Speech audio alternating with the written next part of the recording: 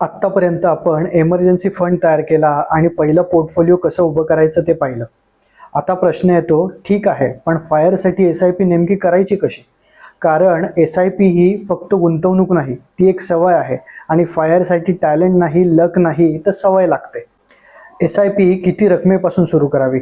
मी इथे थेट उत्तर देतो, जेवढी तुम्हाला जमेल तेवढ्यापासून करा. 2,000 असो, 5,000 असो किंवा 20,000. रक्कम महत्त्वाची नाही, सातत्य महत्त्वाचं आहे. अनेक लोक वाट पाहतात, पहिले पगार वाढू दे मग एस आय पी सुरू करतो. पण सत्य असं आहे, एस आय पी पगारावर सुरू होत नाही, तर ती शिस्त वाढल्यावर सुरू होते. एस आय पी कुठे करावी? ओव्हर थिंकिंग थांबवा. पहिल्या काही वर्षासाठी खूप कॉम्प्लिकेटेड पोर्टफोलिओ नको. सिंपल स्ट्रक्चर ठेवा. एक इंडेक्स फंड, एक फ्लेक्सी कॅप फंड किंवा लार्ज कॅप फंड. बास. जास्त फंड म्हणजे जास्त रिटर्न्स नाहीत, जास्त टेन्शन आहे. मार्केटवर अंदाज बांधणं नाही, न्यूज बघून पॅनिक नाही. एस आय पी म्हणजे automatic investing. S I P किती वर्ष चालवायची? फायरसाठी एस आय पी ही 3 वर्षाची नसते, ती 10, 15, 20 वर्षाची सवय असते. पहिली काही वर्ष रिटर्न्स कमी येतात, पोर्टफोलिओ लहान वाटतो, पण कंपाऊंड इंटरेस्ट शांतपणे काम करत असतो. पहिली 5 वर्ष बी पेरण्यासारखी असतात, पुढची 10 वर्ष ही झाड वाढण्याची असतात, तर शेवटची 5 वर्ष ही फळ देण्याची असतात. एस आय पी स्टेपअप, फायरचं सिक्रेट वेपन. हा भाग खूप महत्त्वाचा आहे. दरवर्षी एस आय पी 10 ते 15% वाढवा. पगार वाढला, बोनस मिळाला, एस आय पी वाढवा. खर्च लगेच वाढवू नका. हा एक निर्णय तुमचा फायरचा टाईमलाईन 5 ते 7 वर्षांनी जवळ आणू शकतो.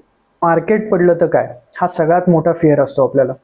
मार्केट पडलं, पोर्टफोलिओ लाल झालं, न्यूजनी आपण पॅनिक होतो आणि लोक एस आय पी बंद करतात. पण लक्षात ठेवा, मार्केट पडलं की कधीही एस आय पी थांबवायची नसते, तर ती यावेळेस चालूच ठेवायची असते किंवा वाढवायची असते. कारण यावेळेस एस आय पीचे युनिट्स आपल्याला स्वस्तात मिळतात आणि जेव्हा मार्केट वर येते तेव्हा हेच युनिट आपल्याला खूप फायदा करून देतात. आमचा वैयक्तिक अनुभव, आम्ही कधी एस आय पी टायमिंग केलं नाही, कधी टॉप पकडण्याचा प्रयत्न केला नाही. फक्त एक नियम, महिन्याच्या सुरुवातीला एस आय पी आणि बाकी आयुष्य. फायर म्हणजे ओव्हरनाईट सक्सेस नाही, हे स्लो, बोरिंग पण पॉवरफुल प्रोसेस आहे.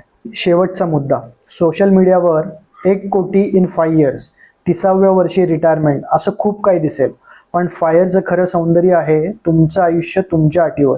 पुढील व्हिडिओजमध्ये मी सांगणार आहे फायरसाठी किती % रिटर्न हे रिअलिस्टिक असतात, इक्विटी आणि डेब्ट फंडचा बॅलन्स कसा असावा, फायर जवळ आल्यावर स्ट्रॅटेजी कशी बदलते. हे व्हिडिओ जर तुम्हाला उपयुक्त वाटत असतील तर नक्कीच लाईक करा आणि फायर जर्नी बरोबर चालण्यासाठी या चॅनलला सबस्क्राईब करा. आणि मला कमेंटमध्ये नक्कीच कळवा की तुमची एस आय पी ही किती वर्षापासून चालू आहे.